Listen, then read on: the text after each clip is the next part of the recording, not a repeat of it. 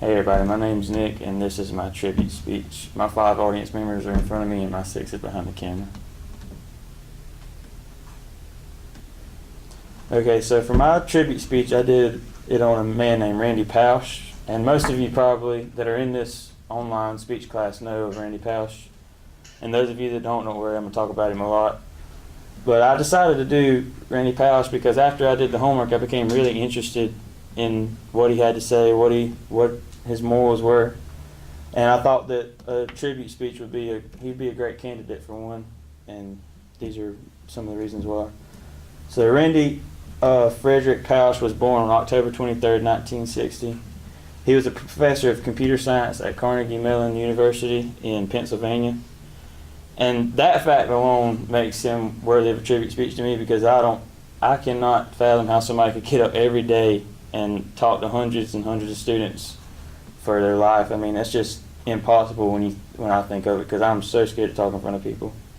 But to most people, that would just be that he just sounds like an average guy from that. He's an average guy, has an average job. But what you need to know about Randy Pausch is on September of 2006, he was diagnosed with pancreatic cancer.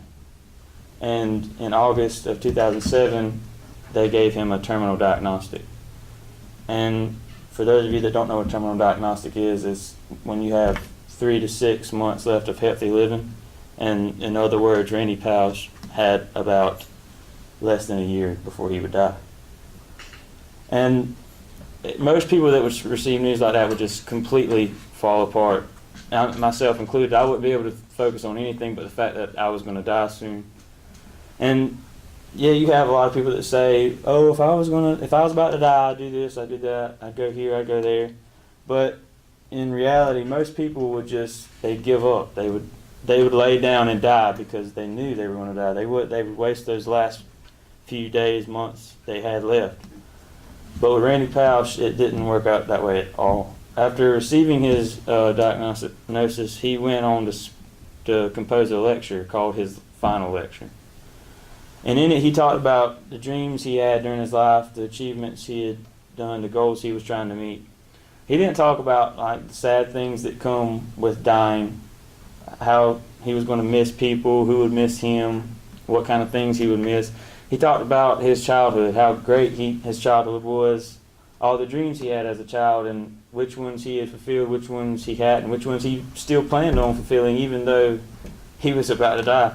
And I mean, you guys have to realize he had a family, a full family. He had a wife and 3 kids, 3 very small kids, no teenagers at all. And I mean, he had to be thinking, I'm not going to be here to help my kids grow up. I'm not going to be here to help my wife raise my kids. But he didn't let that get him down. He did not let any of the negativity of dying get into his perspective of other people. And after doing the lecture, they placed it on YouTube, and it just blew up. He became instantly famous. Millions upon millions of people watched the video. He started to go to different TV shows, talk shows, started doing new lectures, had interviews with people.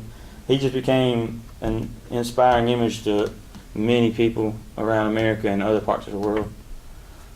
However, on July 25th of 2008, Randy Pausch did die due to his pancreatic cancer.